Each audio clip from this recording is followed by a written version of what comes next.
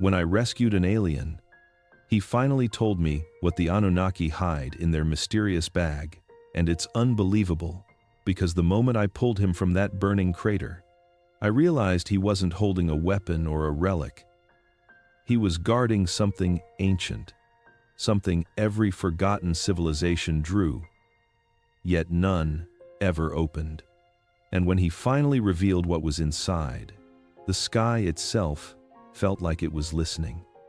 Before we continue, like this video, share it with someone who needs to hear the truth, and don't forget to subscribe. Tell me in the comments where you're listening from tonight. Get ready for the truth and stay very still, because what happened next is where the real story begins. The moment the bag pulsed for the first time. The night it happened did not feel like any ordinary night.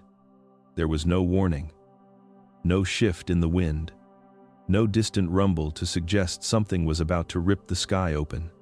It began with a blinding flash that swallowed every shadow around me, so bright that for a moment I thought lightning had struck the earth itself. But the light did not split like lightning. It expanded, blooming outward like a silent explosion, until the entire forest glowed white. When the sound finally came, it arrived late. A deep, resonant impact trembled through the ground. So heavy, it made the trees shudder, as if the earth itself had been struck by something massive. I felt the vibration in my bones, a low, rolling shock that told me whatever fell was not small, not simple, and not from anything I knew. I should have run. That would have been the rational thing, the human thing. But curiosity has always been the single flaw that pushes me toward danger instead of away from it. So I followed the dying glow deeper into the woods. My boots crushed through debris I did not recognize, fragments that looked metallic but melted, still radiating faint warmth. The scent in the air was strange too.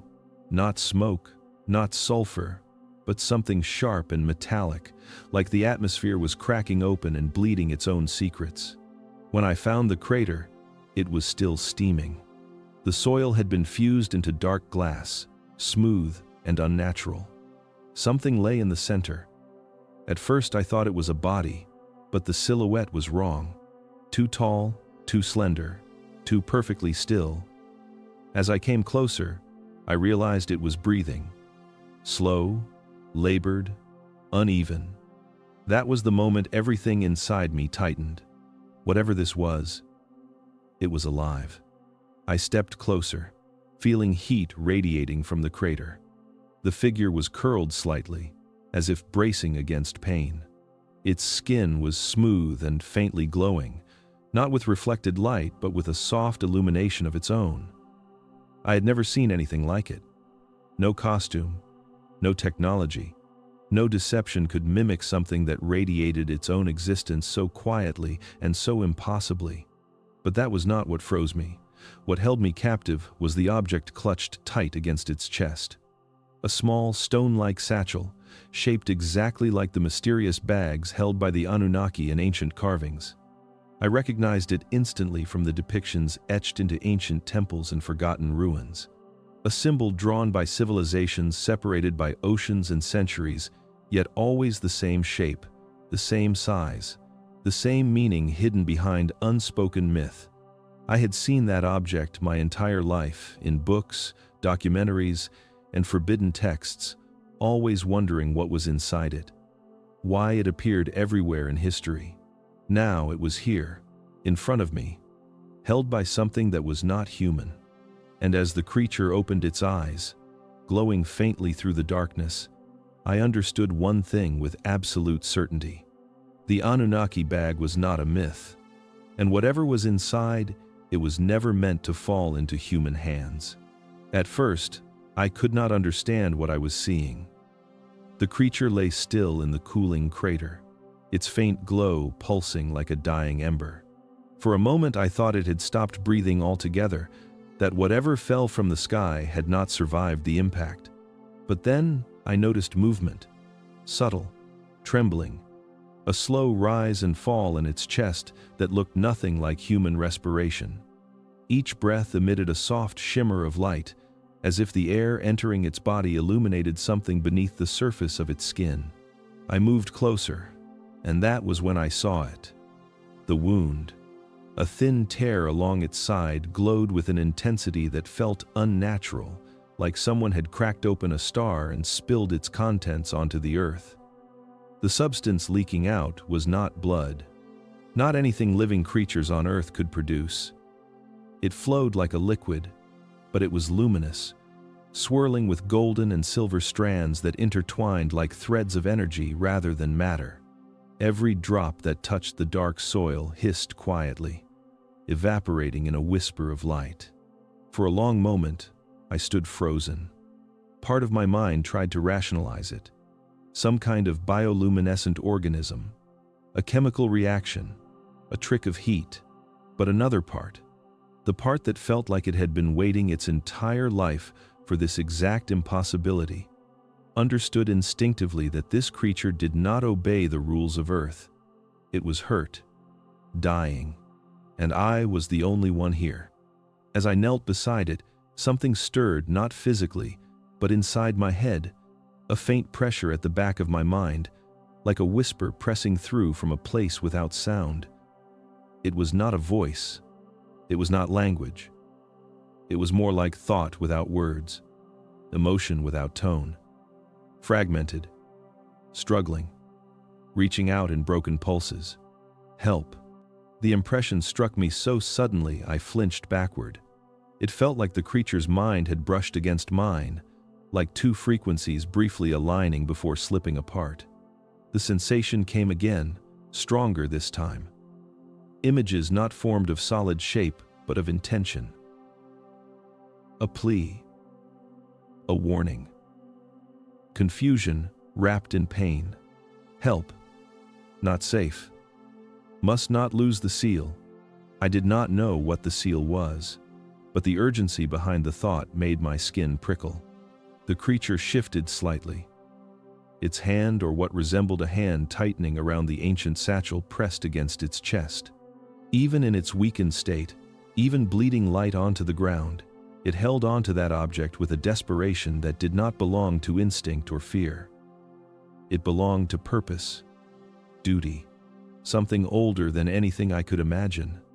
More fragments pierced my thoughts. None were full sentences. None were clear. Just shards of meaning. Fall. Pursued. Not enough time. Protect. Seal. Human chosen. Awakening soon. Every impression felt like it was being transmitted through broken static, as if its mind were flickering in and out of my reality. And with each surge, the glowing wound along its side pulsed brighter, spilling more of that impossible liquid across the earth. I felt its life slipping. The forest around us stayed impossibly still, as if the trees themselves were holding their breath. The air felt thicker, humming faintly with an invisible tension that crawled across my skin. I reached out, not knowing if it would understand, not knowing if touching it was a mistake. But something inside me whispered that this moment mattered. That everything which had brought me to this exact night, this exact patch of forest, was not coincidence. The creature's thoughts thinned, becoming faint, like the last murmurs of a fading dream. Light fading, seal must stay. Chosen. Do not let them take it. And then, the presence inside my head dimmed, leaving only silence and the soft glow of its wounded body reflecting in the darkness. I had rescued something not from this world. And, whatever hunted it was, still out there. The longer I stared at the object pressed against the creature's chest, the more the world around me seemed to shrink. The glowing wound, the crater, the scent of scorched earth.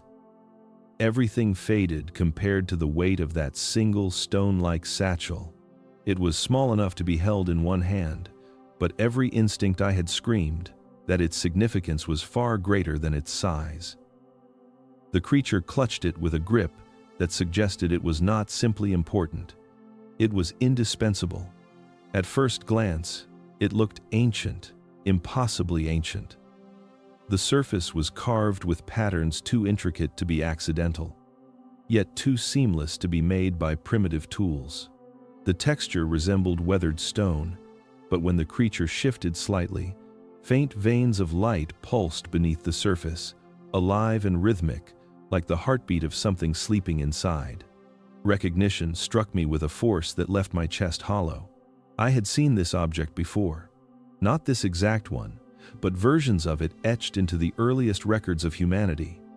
Drawings in Sumerian tablets, carvings on the walls of Mesopotamian temples, reliefs in Assyrian stonework, even petroglyphs on distant continents where civilizations had never crossed paths. They all depicted towering beings holding this same shape, this same satchel, always in the same position and always with the same reverence. Every scholar who ever studied those images wondered the same question. What was inside those bags the Anunnaki carried? Some said they held seeds of life. Others believed they were symbols of authority. A few speculated they were containers of knowledge, tools that shaped human civilization. But no one knew. Not one artifact matching them had ever been found. Not until now. Seeing it here, held not by a myth or a depiction but by something living and breathing on the forest floor, made those ancient stories feel less like mythology and more like suppressed memory. A truth buried so deep in history that humanity chose to forget, or perhaps was made to forget. The creature's grip tightened instinctively whenever its breathing faltered. Even injured, even fading, it protected the satchel with a devotion that felt sacred. Whatever was inside, it was never meant to be separated from its keeper. And even more unsettling was the realization settling in my stomach like a stone. Every culture on Earth drew this bag without ever meeting each other. They remembered it. They honored it. They feared it. Yet none of them ever discovered what lay within. As I knelt beside the creature, the faint light pulsing from the satchel illuminated the shattered ground around us. In that dim, trembling glow, one truth became undeniable. This was not an artifact of human origin. It was older. Far older. And now, somehow, it had fallen into my world again, into my hands. The creature's breathing grew shallower with each passing moment, its glow flickering as if its life were a candle struggling against an unseen wind. I stayed close, not knowing whether my presence offered any comfort or simply bore witness to its final moments. Then the pressure returned, that subtle weight at the back of my mind, and fragments of meaning pushed through the darkness between us. The impressions were faint at first, like distant echoes carried across a collapsing bridge, but they sharpened with a desperation that made my skin prickle. Protect. Not time. Seal must remain closed. The thoughts arrived without sound, without language, yet they formed with chilling clarity inside my mind. This was not communication the way humans understood it. It was intrusion softened by intent, an unspoken command wrapped in the trembling fear of a dying being. I felt its urgency pulse through me, as if its emotions had spilled into my own bloodstream. The satchel shifted slightly as the creature tightened its grip. Its pulse of light grew dimmer, but the weight of its meaning grew heavier. The warning pressed deeper, threading through my thoughts with an authority that did not belong to fear alone. If the seal opens before its moment, everything changes. The impression hit me harder than any spoken sentence ever could. I felt images forming behind the message, half-shadows of events impossible to describe. A horizon splitting open, a rush of shapes and light, a flood of something ancient awakening. None of it was clear, but the dread behind it was unmistakable. Whatever the satchel contained was not meant for my world yet. Perhaps not for any world left unprepared. The creature's thoughts flickered again, weaker now. You are the nearest mind, the closest will. Protect the seal. Do not let them take it. Them, the word, carried weight without faces. Hunters, authorities, something unnamed that already moved toward us. I did not know who or what the creature feared, but the terror pulsing through its fading consciousness told me they were close, too close. The glow along its wound dimmed further, almost extinguished. Yet the pressure in my thoughts tightened one last time, gathering every remaining fragment of its strength. If the seal opens early, your world will not survive what wakes. Then the presence weakened, slipping like water through my grasp, and I understood that its final command was not a request. It was a burden I had already inherited. The first sign was the wind.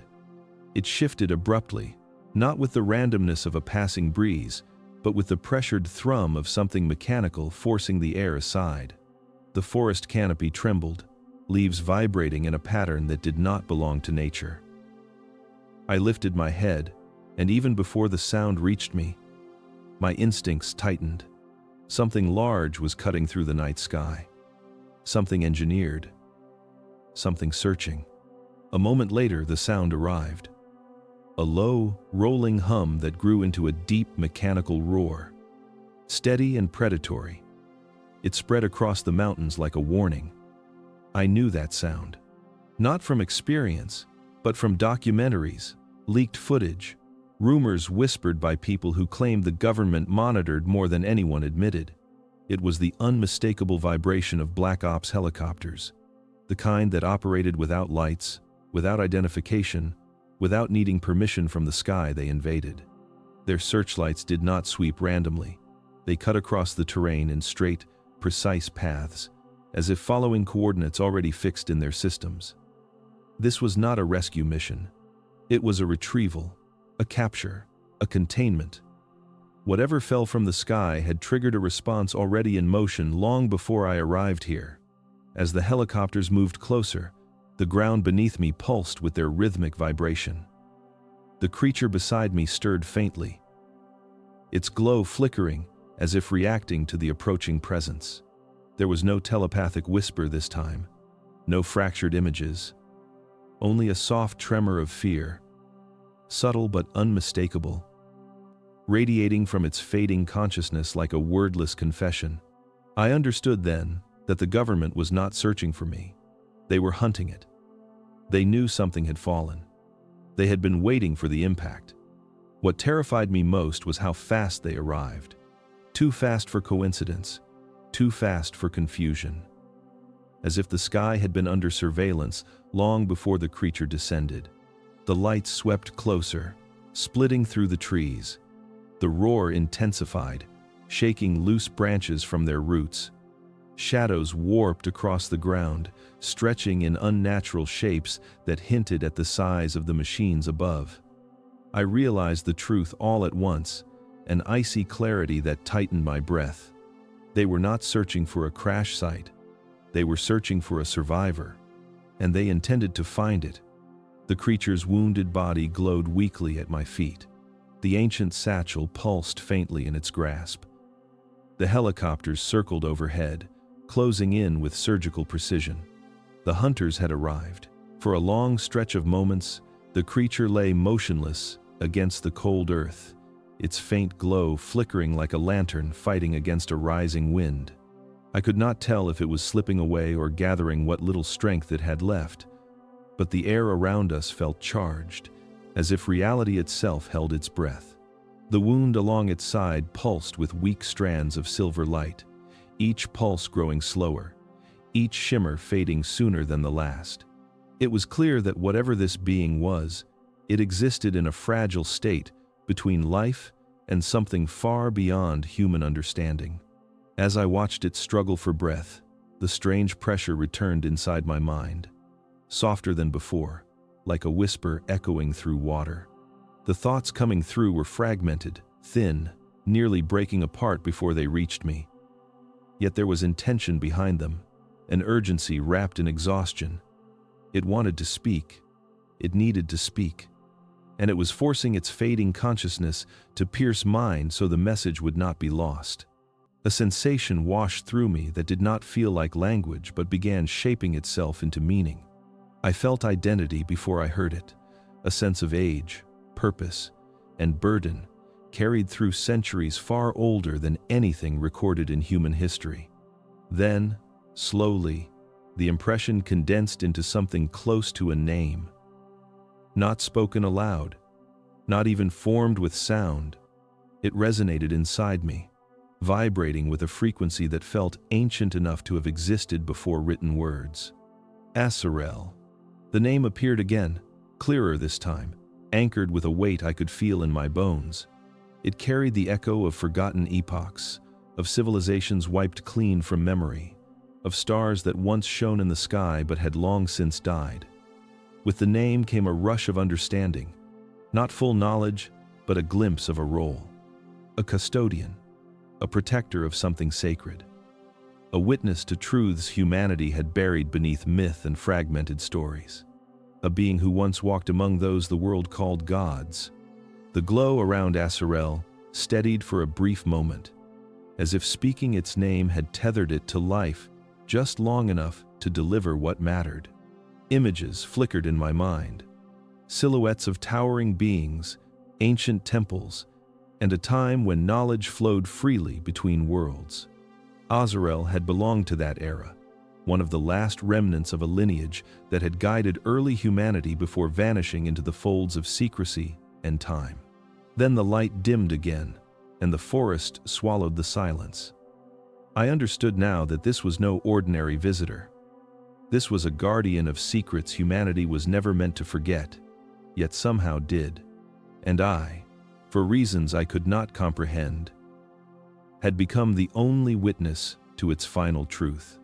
A quiet stillness settled over the forest, the kind that appears only after something impossible has been spoken. Aserel lay weakened against the cold earth, the soft glow beneath his skin dimming with every passing breath. I could feel his presence brushing faintly against my thoughts. No longer sharp and intrusive, but fragile, like a dying signal reaching through static. The ancient satchel rested in his grasp, pulsing with a slow rhythm that reminded me of a heartbeat, steady yet heavy with significance. For a long moment, neither of us moved.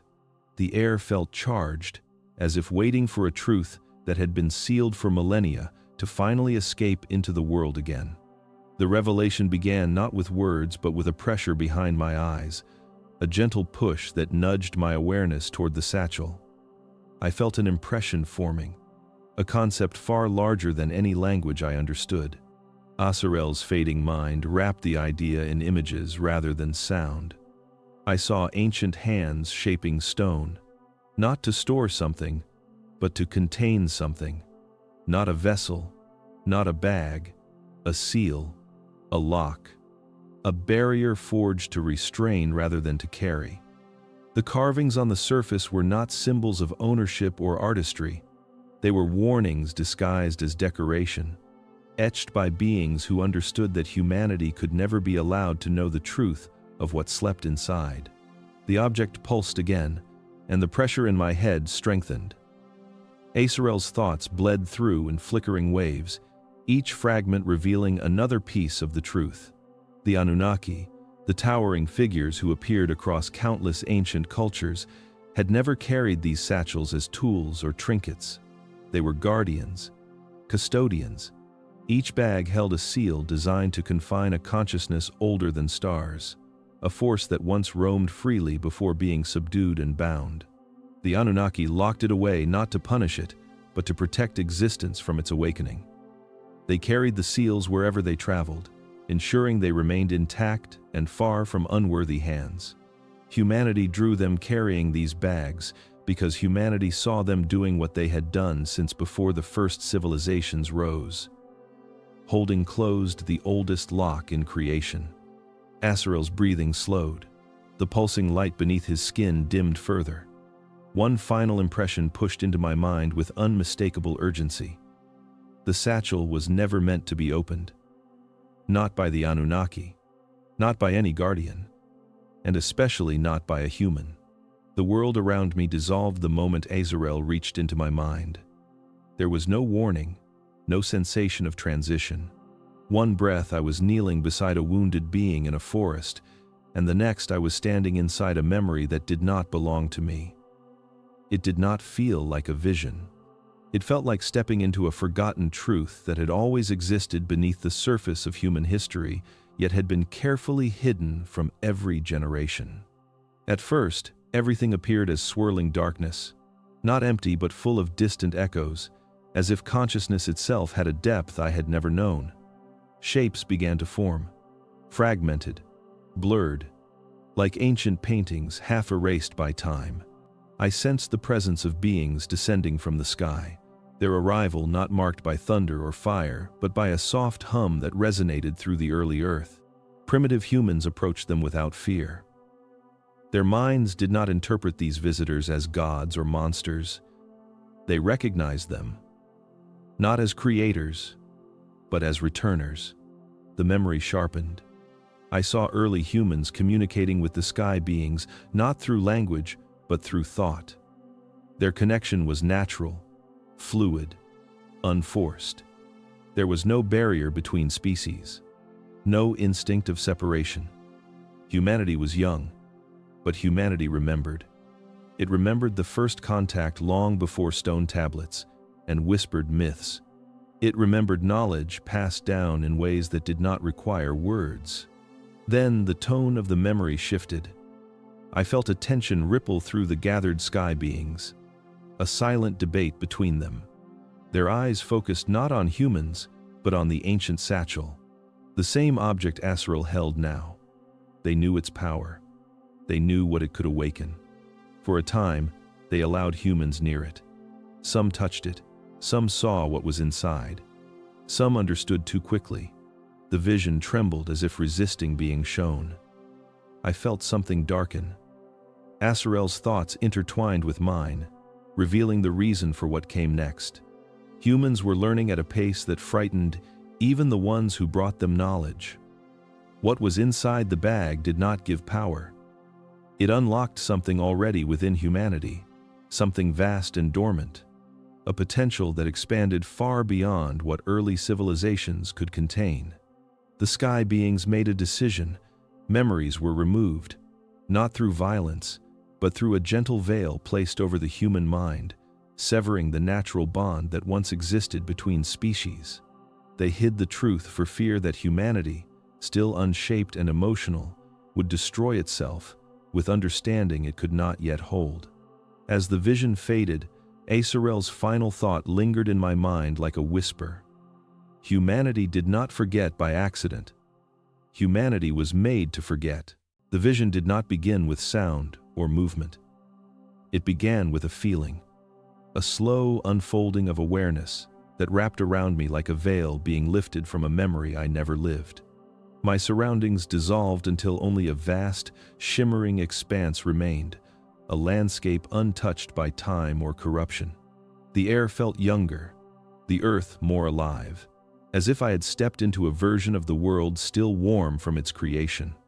I sensed rather than saw the presence of the first humans, their consciousness gentle and unburdened, their minds unfractured by doubt or fear.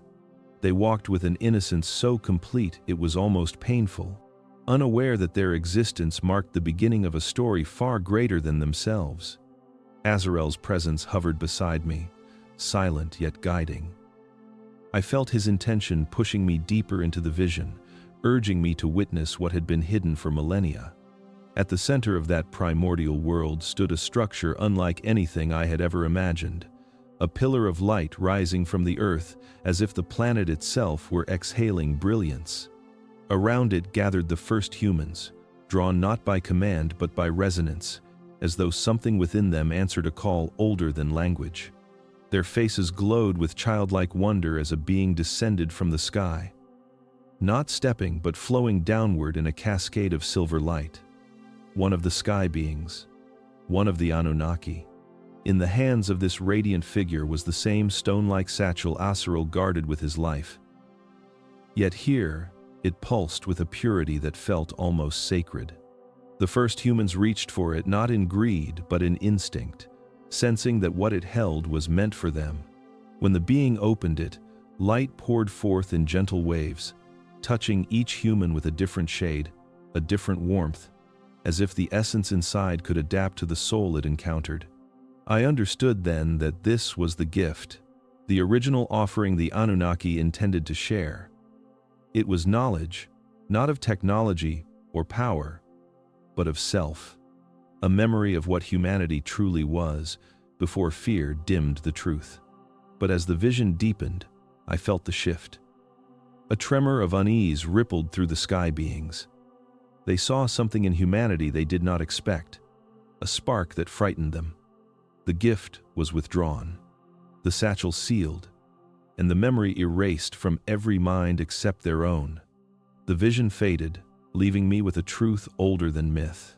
Humanity had not been denied the gift because they were unworthy. They had been denied it because they were capable of far more than the Anunnaki ever intended. The forest felt different after hearing the truth, as if the trees themselves sensed the weight of what had been revealed. The air vibrated with a tension I could not name, a quiet hum beneath the breeze that matched the pulsing glow from the ancient satchel. Aserel's breathing had steadied, but his energy felt thin, stretched like a fragile thread ready to snap. When he finally spoke within my mind again, his thoughts carried the heaviness of someone preparing to reveal something no human was ever meant to hear. He told me the seal was not meant to open freely. It responded only to great shifts in the balance of worlds, changes so rare and catastrophic that they reshaped entire civilizations. Every time the seal had cracked open in the past, humanity surged forward unnaturally fast, unlocking knowledge and power it could not yet bear. The Anunnaki intervened each time, stepping in to correct the trajectory before humanity consumed itself under the weight of what it gained. Those interventions became myths, memories, then forgotten legends, but the seal itself remembered. Aserel explained that the seal reacted to more than physical conditions. It reacted to consciousness. When enough minds across the planet reached the threshold of a collective shift, when fear or enlightenment spiked sharply across the population, the seal responded. The first humans who touched the unbound consciousness inside became the sources of many ancient stories. Prophets, shamans, kings who claimed to have been chosen by gods. They had glimpsed fragments of the knowledge within the seal, and even those fragments altered the course of entire ages. He showed me a faint memory, not in images but in sensation. The feeling of an entire world holding its breath before a transformation. It was the same feeling rising now in the forests around us, a subtle trembling under the soil, a whisper of awareness carried in the wind. The seal was responding again. Aserel told me that the signs had begun appearing long before he fell from the sky. Unusual shifts in the Earth's magnetic fields, a sudden increase in global synchronicities, a spike in dreams shared between strangers across continents. Human intuition rising in unpredictable waves, and beneath it all, the consciousness inside the seal stirring, sensing a change it had waited for across countless lifetimes. He said the seal only opened when the world crossed a threshold that could not be reversed. And now, for the first time in thousands of years, that threshold was near. The moment the vision began, the forest around me dissolved into a silent and endless darkness. It was not empty. It felt like the space between moments, a threshold where memory and time touched without fully merging. I sensed Aserel's presence beside me, although his body remained behind in the physical world. Here, we were only awareness drifting toward a truth humanity had forgotten long before its first recorded breath. The darkness thinned until shapes emerged. Not Sumerian, not Mesopotamian. This was far older than either. A world lit by pale suns, its landscapes familiar and alien at the same time. Towers of stone rose in impossible curves, carved with symbols that hummed with a frequency I could feel in my bones. People moved through the city, but they were not like modern humans. Their faces held an intensity, a gravity, as if they were aware of more than one layer of reality at once. Their eyes burned with a depth that made them seem older than their bodies. They carried no weapons. they needed none. Their hands alone shaped matter. Their minds shaped energy. They lived in harmony not because of peace, but because knowledge was their foundation, and knowledge had been given to them by the unsealed object, now locked away inside the stone satchel Aserel protected. I watched as one of them approached a pedestal where a glowing sphere hovered. It pulsed with the same rhythm as the artifact Aserel carried. When the individual touched it, the entire city brightened, as if connected by a web of light. Buildings reshaped themselves. Crops grew instantly in fields. Wounds healed in moments. It was not magic. It was mastery of a force older than the Anunnaki themselves. But the vision shifted. The sky darkened. Cracks of energy tore through the perfectly shaped towers. People screamed without sound as their minds overloaded with the very power they had learned to control. Light flooded the city, but this time it was not creation. It was collapse. Structures melted into liquid stone. The glowing sphere flickered violently, as if something inside it had awakened in fear or fury. Faces twisted in terror as the brilliance they relied on turned against them. Aserel's presence pressed into my mind, heavy with sorrow. This was the cost of touching what was never meant to be wielded without restraint. The first civilization had risen too quickly and fallen even faster. When the sphere shattered, the vision ripped apart with it. In the returning darkness, only one truth remained. The object inside the ancient seal did not bring wisdom alone, it brought consequences. Humans once had access to it, and the world barely survived the aftermath. And the signs of its awakening had begun again. The night had already stretched into something unrecognizable, a living thing made of fear, silence, and the growing sense that the world I knew had quietly ended the moment the sky tore open. Aserel's breathing had become faint, each rise of his chest weaker than the last, but the dim glow beneath his skin pulsed steadily, as if something within him refused to let go. I crouched beside him, unsure how to carry a being not built like anything on earth, when the first tremor reached me. It was not sound at first. It was vibration, a low thrum that hummed through the soil and into my bones. The forest reacted before I did. Birds startled out of the trees. Leaves shivered despite the still air. Even the night insects stopped their relentless chorus, creating a silence so sudden it felt unnatural. When the sound finally emerged, it came from above. A deep, rhythmic chopping of air that grew louder with terrifying speed. Helicopters. Not the kind used for search and rescue. These were heavier, deeper, built for something darker. I looked up between the branches, catching glimpses of red and white lights slicing the sky. They moved in a pattern too precise for coincidence. They were searching. They were close. And they were not searching for me. Aserel stirred. Not physically, but inside my mind. His thoughts reached me like ripples moving through water. Unstable, but urgent. Not safe. They come. Must move.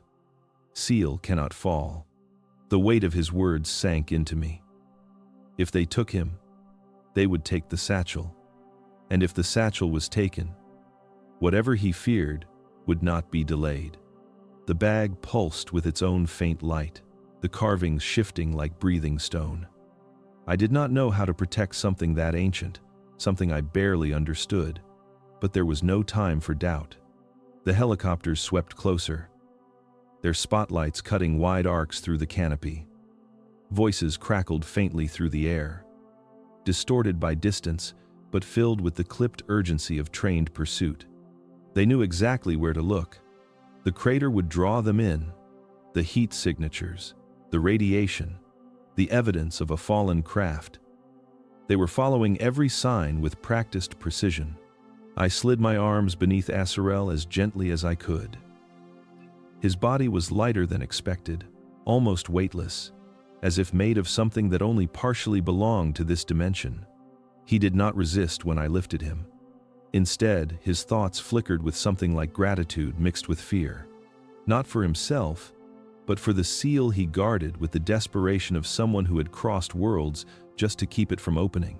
The forest lit up as searchlights broke through the branches, splashing white beams across the scorched ground of the crater. The agents were close enough now that I could hear their boots crunching leaves, their voices sharpened by urgency. They were fanning out, tightening the net, and every second I remained was a second closer to being discovered. I moved into the deeper part of the woods, carrying Aserel against my chest, the satchel pressed between us like a silent heartbeat. The air behind me filled with commands, metallic clatter, and the unmistakable sound of weapons being readied. They were prepared for confrontation. They were prepared to take him dead or alive. Aserel's thoughts reached me one last time before exhaustion overtook him. Must keep sealed. Human hands not ready. If they open it, all timelines break. The meaning of those words curled into my mind like smoke, refusing to disperse. I did not fully understand them, but I understood enough. I could not let them find him. I could not let them find the bag. The cave was the only shelter I could reach before the agents closed in. I had dragged Aserel through a maze of narrow paths and collapsed trees, each breath trembling with the fear that every snapping twig behind us belonged to someone hunting instead of something wandering.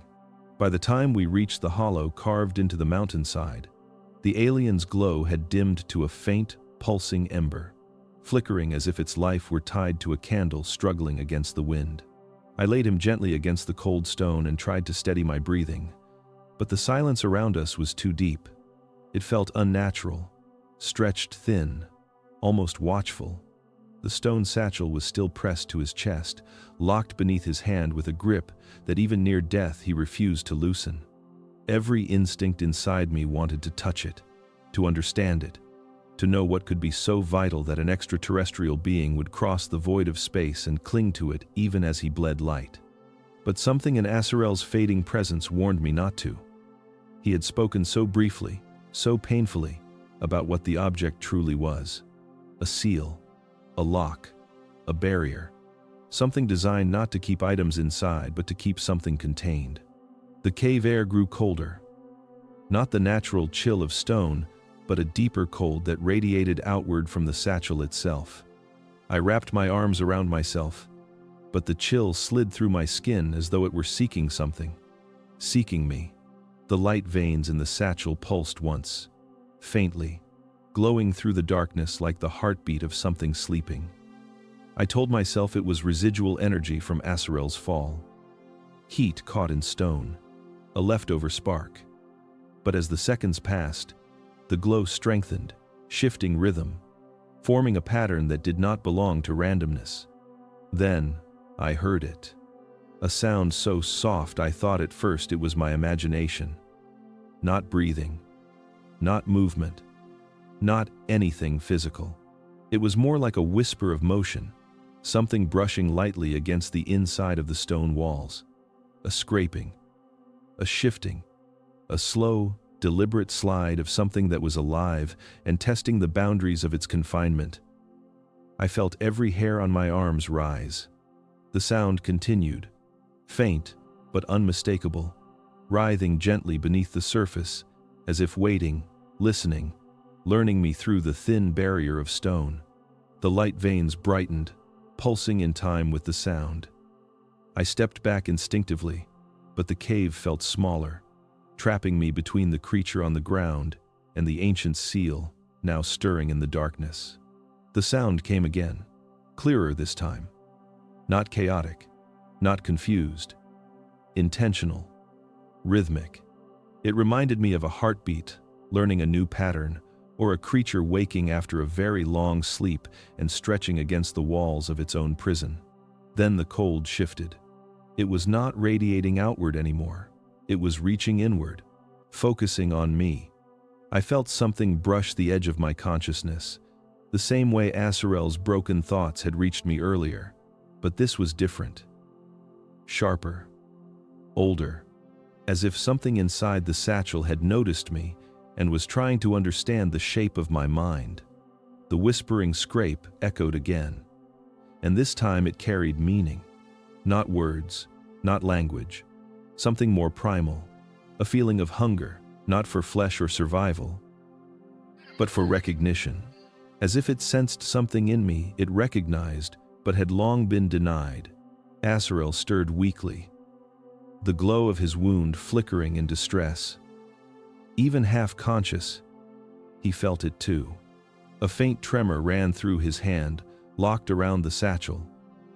A silent warning that whatever moved inside should never awaken. The ancient seal was not merely holding something. It was holding something that wanted out. And now, it knew my name. The cave around us was silent, but not a natural silence. It felt intentional, as if the air itself was holding its breath, waiting for something older than memory to stir. The stone walls glistened with moisture, catching the faint glow that pulsed from the satchel resting between us.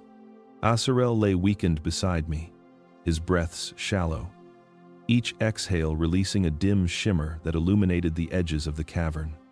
I watched him, unsure if he would fade entirely or if some part of him still clung to life with purpose. The satchel pulsed again, not with light, with awareness. I felt it more than I saw it. A pressure behind my thoughts, a slow turning of something vast attempting to adjust its gaze. I had the overwhelming sensation that something inside the stone container was listening, as though it had been waiting for silence to fall before extending its presence toward me. Aserel's voice entered my mind, faint and fractured. It carried the weight of exhaustion, but also the gravity of truth that could not be delayed any longer. He did not speak aloud. The energy within him was too diminished for that. Instead, his thoughts unfolded like distant echoes traveling across a dying field. The seal does not hold an object. It holds a being. The words struck through my mind with a cold clarity that made my stomach tighten. I looked at the satchel, its faint glow reflecting in the damp stone. A being, not a tool, not a relic, something alive and ancient.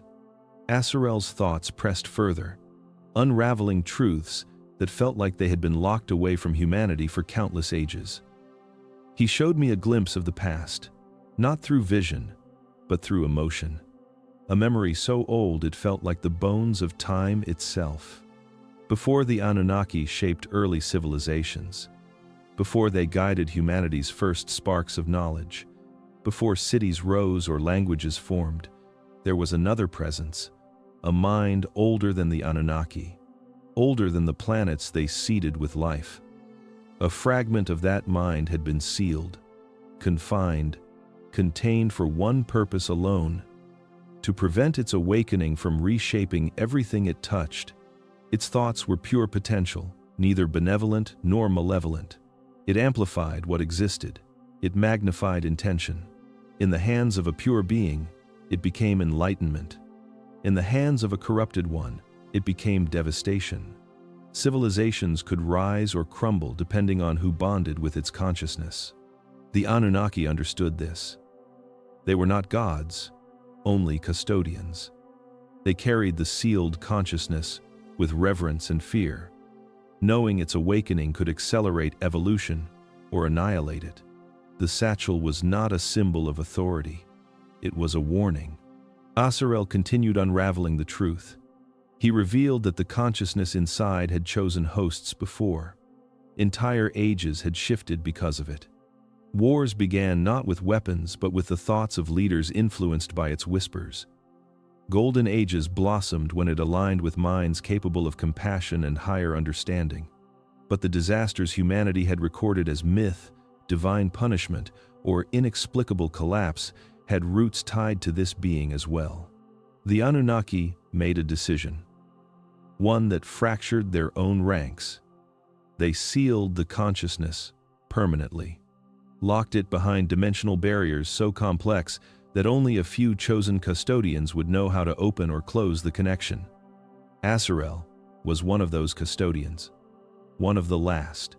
His thoughts weakened further, flickering like a candle in wind. He told me the most unsettling truth of all.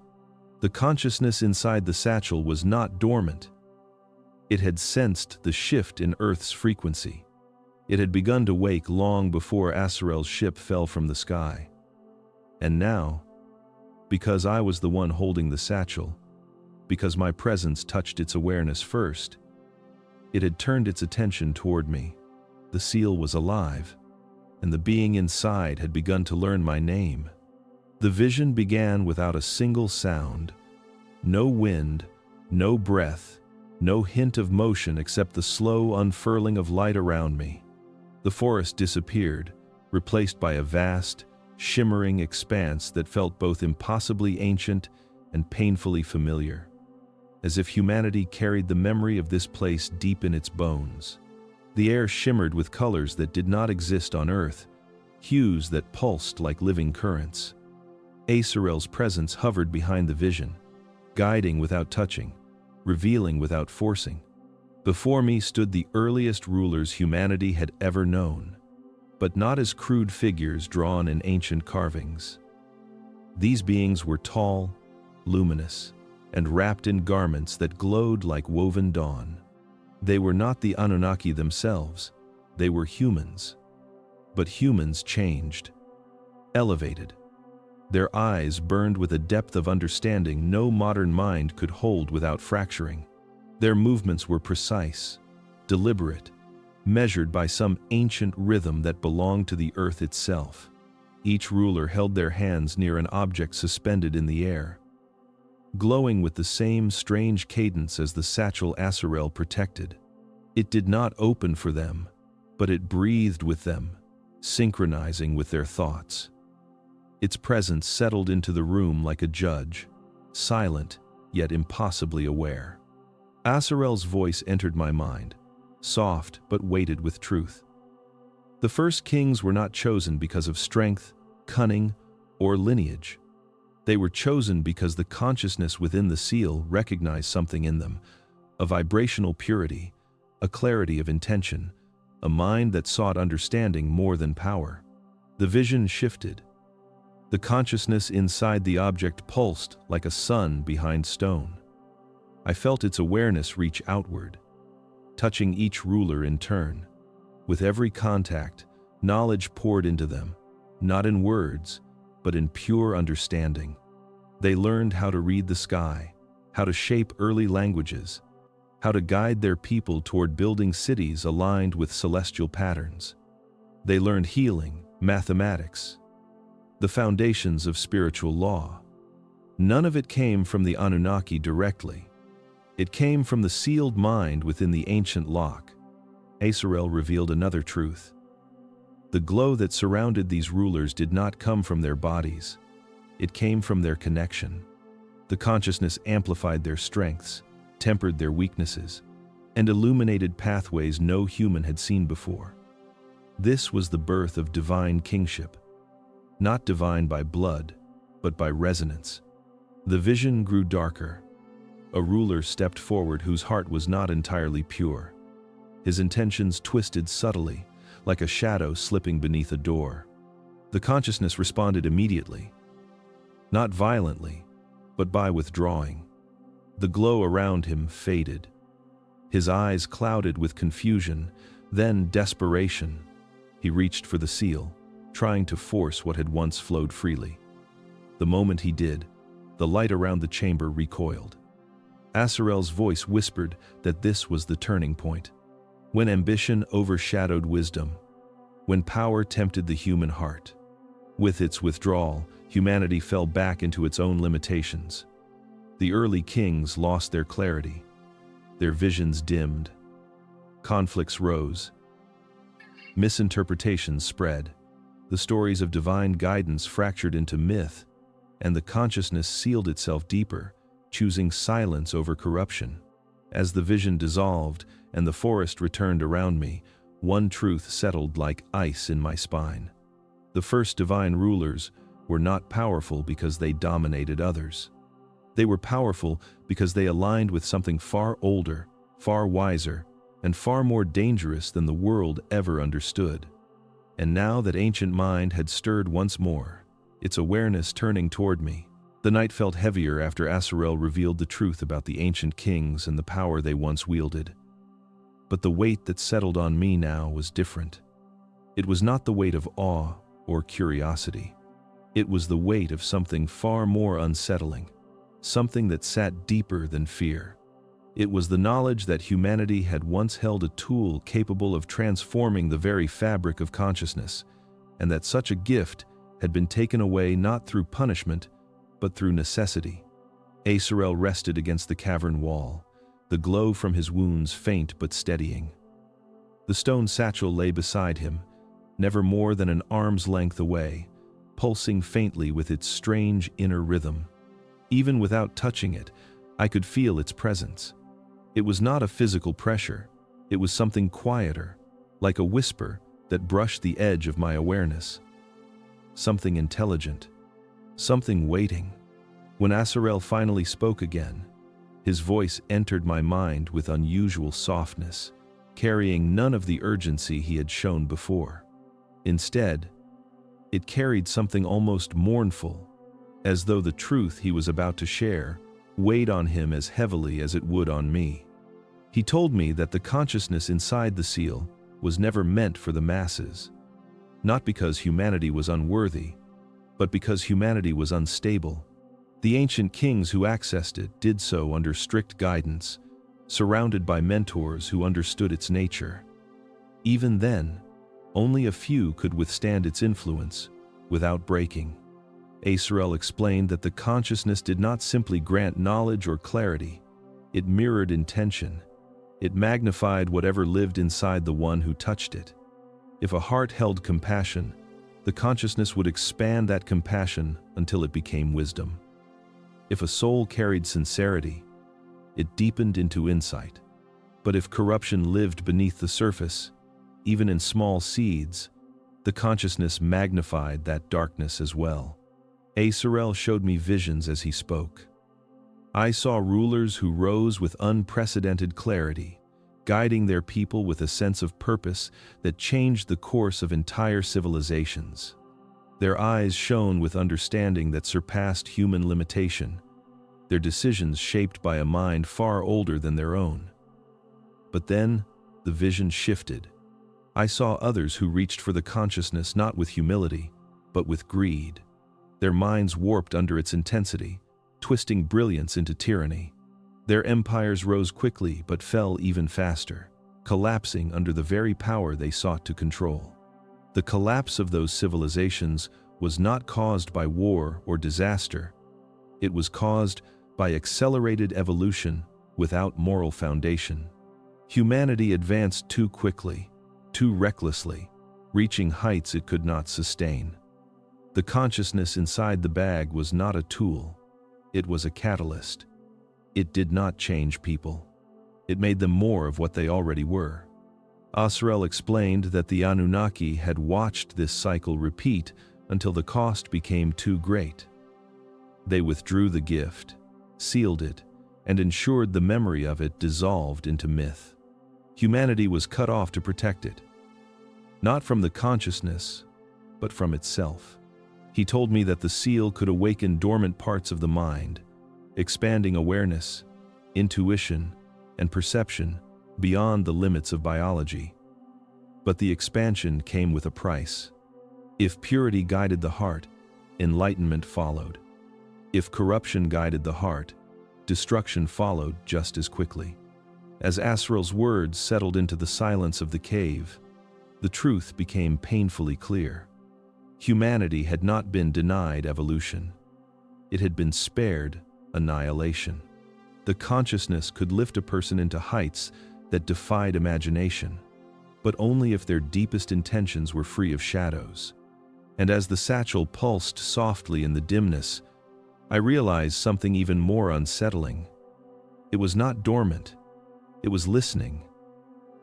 The air inside the abandoned cabin felt heavy, as though the walls themselves were absorbing every secret spoken within them. Aserel rested against the cracked wooden floor, his glow dimmer than before, flickering like a lantern struggling against the wind. Mark stayed close, listening as the alien's thoughts reached him in slow, deliberate waves. Each fragment of meaning slipped into Mark's consciousness, like drops of cold water falling into a deep and undisturbed well. What Aserel revealed next felt older than memory, older than the first words humans ever carved into stone. The Anunnaki, Aserel explained, were not a unified race with a single purpose as human myths suggested. They were a divided lineage, factions born from different philosophies, each shaping the fate of early humanity in ways Earth had forgotten. The sealed satchel Mark carried was once one of several, each created to contain a fragment of an ancient consciousness that predated even the Anunnaki themselves. Those fragments illuminated whoever held them, magnifying intention, accelerating understanding, and opening the mind to layers of existence normally hidden behind flesh and limitation. But not all Anunnaki agreed on what this gift meant. In the beginning, the Unified Council believed humans were not ready for such power. Early humans were fragile, unpredictable, and emotional in ways the Anunnaki found both fascinating and dangerous. They feared that touching the ancient consciousness too soon would fracture humanity, advancing them beyond what their spiritual foundation could support. But another faction, small yet fervent, challenged this belief. They saw potential in humans that the others underestimated. To them, humans were not primitive but embryonic, capable of growth that even the Anunnaki could not predict. This disagreement grew, first in whispers, then in open tension. The council decided to seal the fragments, locking them away until humanity reached a state of maturity defined by criteria only the highest Anunnaki understood. Yet the rebellious faction refused to accept this. They believed the fragments belonged on Earth, not hidden in off-world vaults. And so, with quiet precision, they stole several sealed satchels and carried them back to the early human kingdoms. Some were hidden beneath temples long lost to shifting deserts. Others were buried in mountains that would not be carved by human hands for thousands of years. A few were entrusted to early kings who were chosen for their purity of intent and clarity of vision. These rulers, lifted by the consciousness within the seal, became the origin of every legend describing divine authority. Their sudden leaps in wisdom, their inexplicable knowledge, and their uncanny foresight were not miracles. They were echoes of the sealed fragments awakening. But their empowerment came with consequences. When the fragments amplified intent, they also exposed every flaw within the rulers who touched them. Empires rose in breathtaking speed, then collapsed in violence when corruption grew faster than understanding. The satchels vanished during each fall, swallowed by war, disaster, or deliberate concealment. The rebellious faction hoped humanity would rediscover them when the time was right. The council feared that rediscovery. Mark listened as Aserel's thoughts grew weaker, yet sharper. The alien revealed that the satchel in Mark's possession was one of the stolen ones.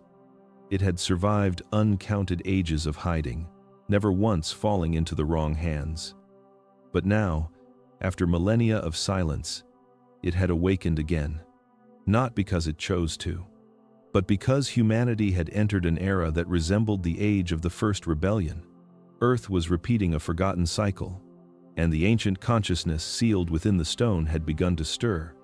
Mark felt a cold realization crawl through him as Aserel's final thought for the chapter reached him like a fading echo.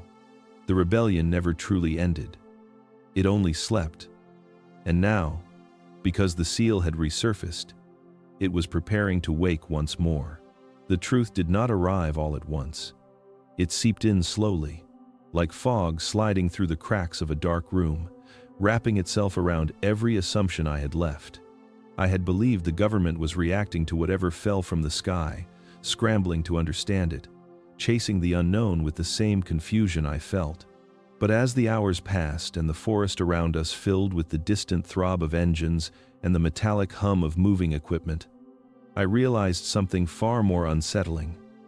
They were not confused. They were prepared. They were not searching for answers. They were searching for one specific thing. The bag, Aserel, weak and fading, had warned me that the seal must remain protected. I had assumed he meant from forces like himself or other beings that shared his origin. But the first time I saw the silhouettes moving through the trees, the glint of tactical gear, the precision with which they tightened a perimeter around the crash site, a cold understanding sank into my chest. These were not ordinary soldiers. Their movements were too coordinated. Their equipment was too specialized. They were not reacting to a mystery. They were retrieving something they had been expecting for years. As the night deepened, Aserel's voice entered my mind with more clarity than before, though his physical body remained weak. He projected fragments at first, blurred shapes and impressions of human facilities deep underground, rooms filled with artifacts locked behind glass, objects not from Earth preserved like dangerous animals. Then the images sharpened, and I saw what he intended me to see. A laboratory, old and dim, filled with scientists wearing protective suits. On a reinforced table lay a damaged stone satchel, cracked along its edges, leaking faint residual light. Even weakened and broken, it pulsed like something alive. Aserel's thoughts wrapped around the memory.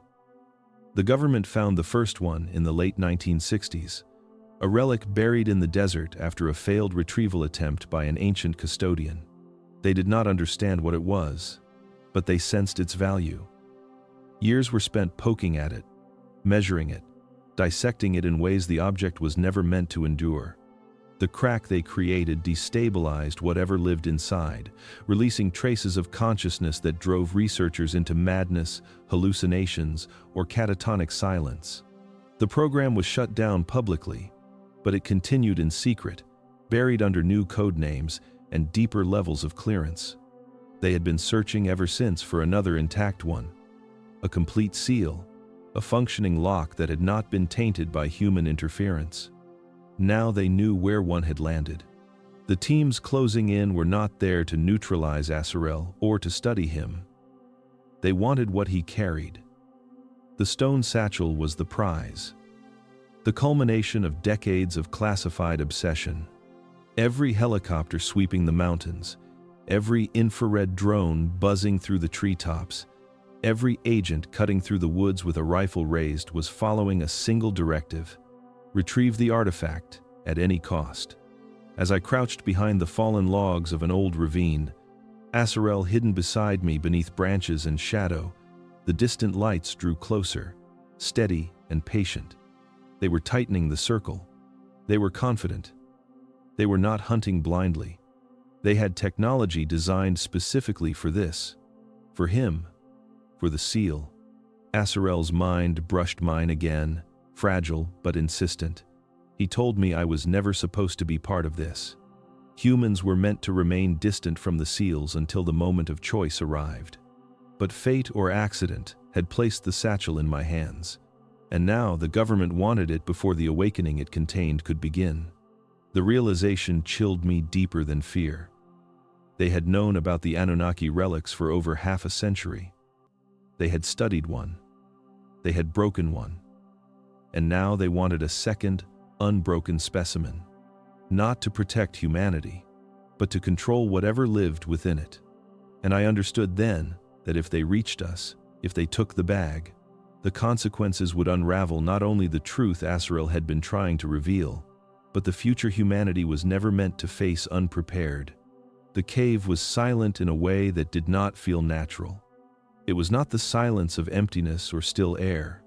It was the silence of something listening, something waiting. The darkness pressed inward, as if it were aware of the two beings inside it. One human struggling to understand what he had become entangled in, and one creature fading with each passing moment. Aserel rested against the stone wall, breath shallow, light within his skin dimming like a lantern losing its last ember. Yet even in his weakened state, his eyes never left the satchel. The ancient object pulsed faintly, a slow, rhythmic glow that felt almost like breathing. I had stared at it for so long that the afterimage floated in my vision even when I blinked. I did not fully understand its nature. Only fragments Aserel had been able to share. A lock. a seal, a consciousness older than any star map humans had ever drawn.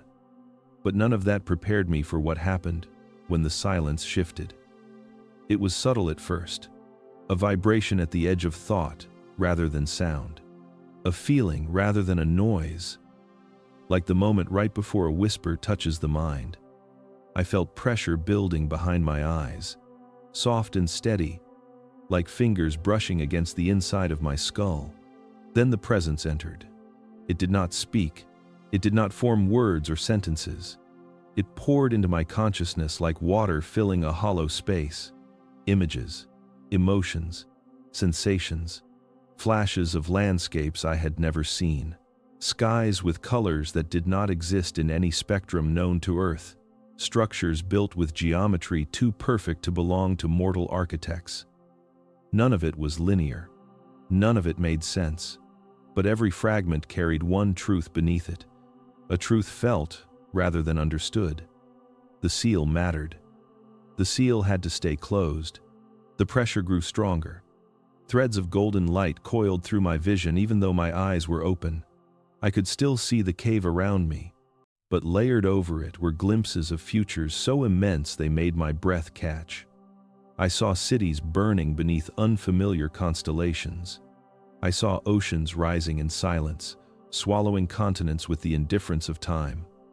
I saw beings moving through fractured realities, each footstep altering the world around them. And beneath all of it pulsed one terrifying possibility: the seal breaking. In those visions, the satchel was open. Light poured from it, not gentle like Aserel's wound, but violent, expanding, devouring. The consciousness within it unfolded like wings made of stars, and everything it touched either awakened or dissolved. No middle ground, no hesitation. It was creation and destruction braided together, choosing based solely on intention. The futures where the seal remained intact were different. Humanity advanced slowly but deliberately, guided not by fear but by curiosity. Wars diminished. Technologies harmonized. Awareness deepened. Progress did not come from force, but from understanding. The visions vanished abruptly, leaving only the cave's darkness and my pounding heartbeat. Aserel's eyes were open now, watching me with the heavy sorrow of someone who knew exactly what I had seen. The satchel pulsed once more. Softer this time. As if acknowledging that I understood. It did not need to speak. It had already shown me the truth. The future of humanity depended on what I chose to do next. The air inside the cave had grown heavier, as if the earth itself understood what was happening and held its breath. The dim glow radiating from Aserel's body flickered uncertainly, each pulse weaker than the last. I could see it in the way his form slouched against the stone, in the way the shimmering patterns beneath his translucent green skin dimmed like a fading constellation. The wound along his side was no longer bleeding liquid light in steady streams. Instead, it leaked in slow, uneven pulses, each drop dissolving before it touched the ground. It was the silent language of something nearing the end, something that had already given too much. He did not speak with words. He never had to. His presence pressed faintly against my thoughts, sending fragments of meaning into my mind like drifting embers, struggling to stay lit. I sensed exhaustion, but not fear. Pain, but not regret. And beneath all of it, an unwavering sense of purpose that made the dying glow in his chest seem almost noble. For a long moment, the cave was filled with nothing but the soft hum of the ancient satchel resting beside him. Its stone-like surface shimmered faintly, alive with a rhythm that matched his weakening pulse. Aserel looked at it with something that felt like reverence, perhaps even sorrow. Then his mind reached for mine again, the touch so delicate it almost felt like a goodbye. He revealed the truth not as a vision, not as a series of images, but as a feeling that expanded inside my mind until I understood it fully. He had not come to Earth to hide from danger. He had not crashed while fleeing. His journey had been intentional, knowing the cost, knowing the risks, knowing that the last fragments of his existence would be poured into this moment. He had come because the sealed consciousness within the satchel was never meant to remain adrift in the void. It required a keeper, not of his kind, but of mine, humanity. The realization struck like cold water. We were the only species capable of choosing its fate, not because we were powerful, not because we were wise, but because we were unpredictable, capable of creation and destruction, compassion and cruelty, brilliance and madness. Aserel's kind had watched us grow, rise, fall, and rise again through the ages. They had seen something in us that even we could not see. Potential. Dangerous. Volatile. Immeasurable potential. He had come to return what his ancient order once took away. The sealed consciousness had belonged to humanity since the beginning, before fear had driven the Anunnaki to lock it away. He had carried it across the void, knowing his life would end here, because only a human could decide what the future would become when the seal awakened again. The glow in his eyes dimmed further, softening like the final sparks of a dying flame. But his thoughts remained steady, unwavering, infused with a strange peace. He did not fear the end. To him, death was merely the release of form. What mattered was that I understood, that I accepted what he had brought, that I would not run from the burden he had traveled across the stars to deliver. As his body slackened against the stone and the last threads of light inside him flickered, I felt the cave shift subtly, almost imperceptibly, as if the universe was acknowledging the passing of one of its oldest custodians. And in the quiet that followed, a new weight settled on my shoulders with the gravity of an ancient promise. Aserel was gone, and the fate of the sealed consciousness now rested with me. The air inside the cavern thickened as if the stone walls themselves were preparing to witness something forbidden. Aserel lay against the cold ground, his glow flickering faintly, each pulse weaker than the last. Mark felt the weight of the moment pressing on him, an ancient heaviness that did not belong to human time. Aserel's voice no longer reached him in clear impressions, but in wavering thoughts that felt stretched across distances far greater than the small cave would allow. Yet even in his fading state, the alien held the sealed satchel close, as if the consciousness within were listening, waiting for the exact moment Aserel would reveal the truth to the one who had been chosen. Aserel told Mark that humanity had always misunderstood its origin, not out of ignorance, but because it was never meant to remember the earliest phase of its awakening. The first humans did not emerge as blank slates or accidental creations. They opened their eyes already carrying an inherited spark placed deep within their consciousness. Aserel explained that before human memory existed, before language or identity formed, a great stillness covered the young earth. Into that stillness descended the beings humans would later call the Anunnaki, not as creators, but as custodians assigned to guide a dormant species that carried a seed far older than any star in the night sky. The vision Aserel shared unfolded slowly, not as images but as sensations layered with meaning. Mark felt the earth as it had been, raw, untouched, breathing in patterns older than civilization. Then he sensed the presence of early humans, wandering in small groups, unaware of the potential that slept inside them.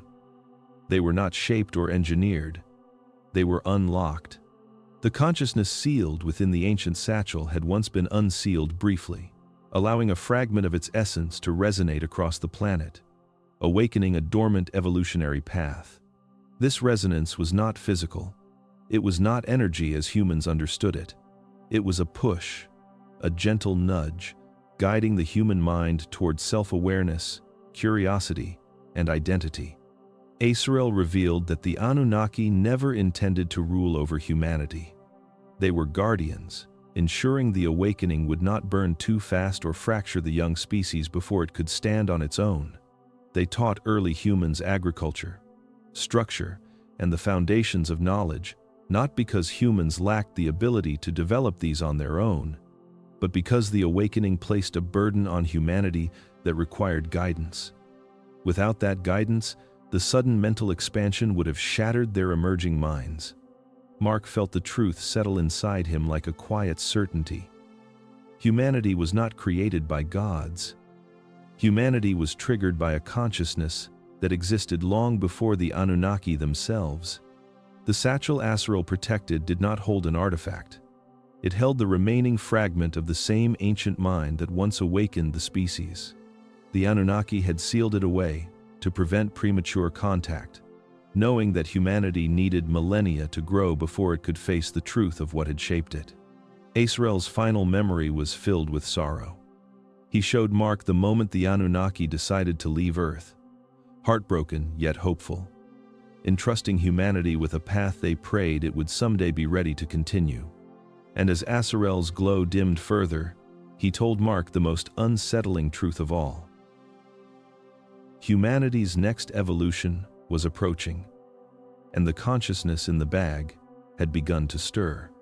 Mark understood then that his life had not been derailed by accident. He had been pulled into a story older than recorded history, and the sealed mind waiting inside the satchel was not done with humanity. Not yet.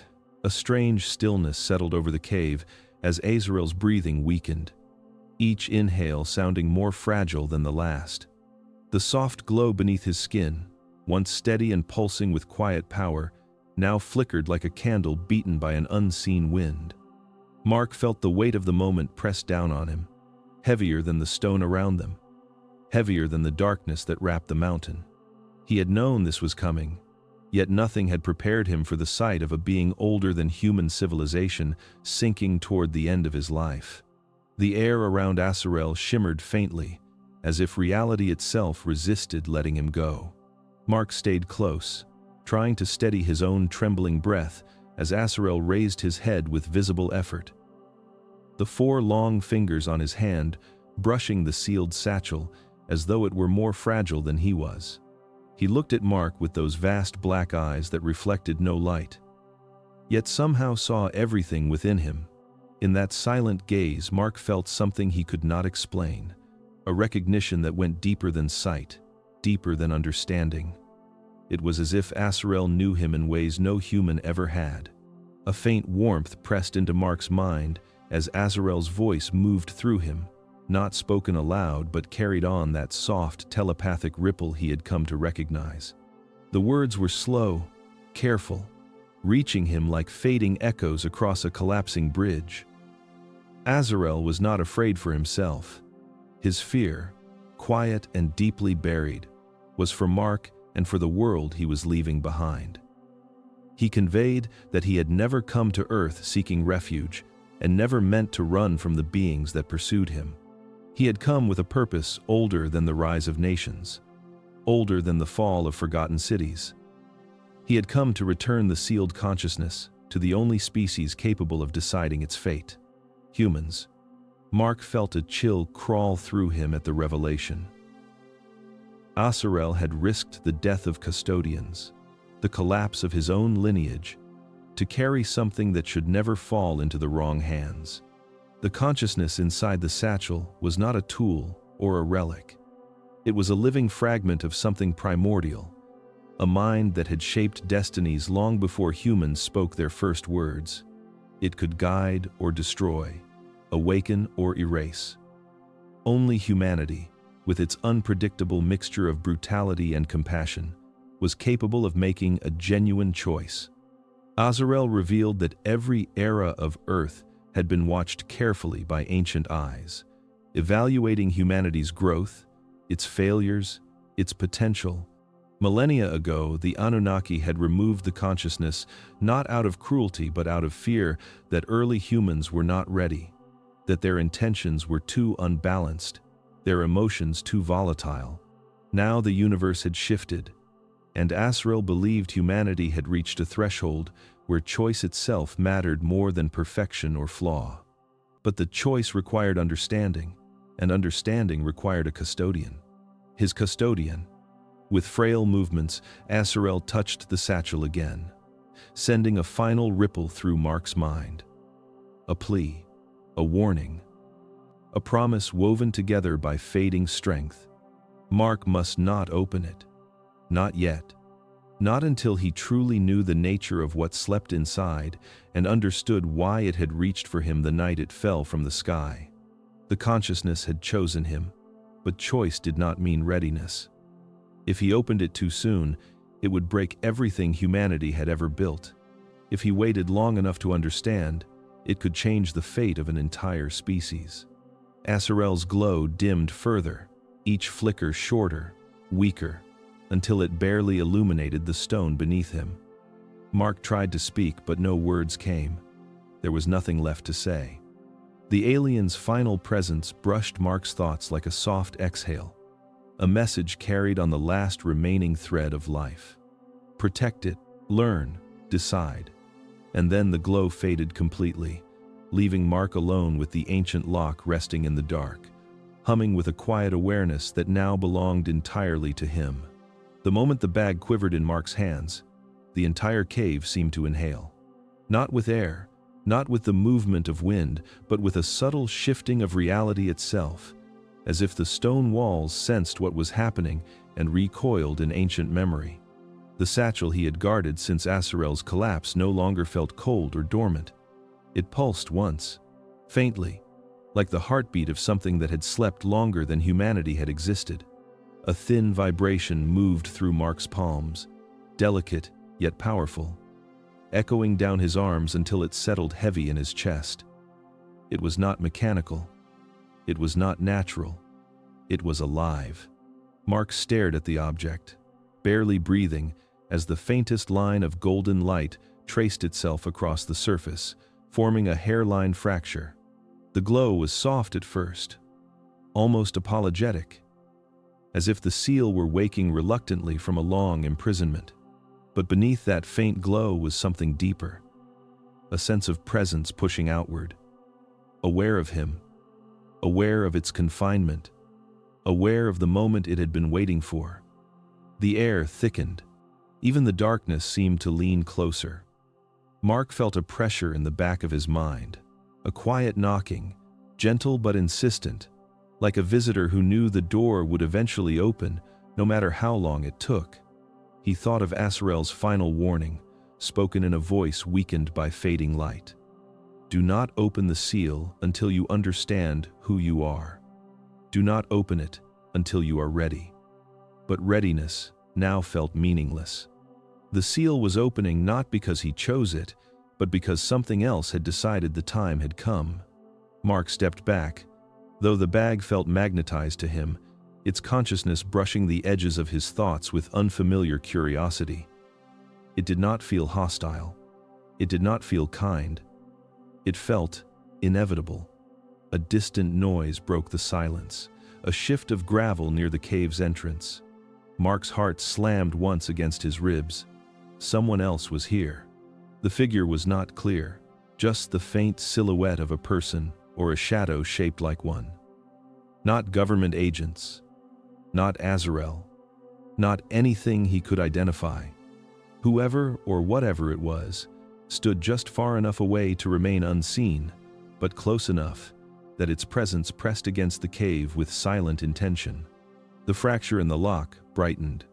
Mark tightened his grip around the satchel, but the glow seeped through his fingers, warm and electric. The seal vibrated again.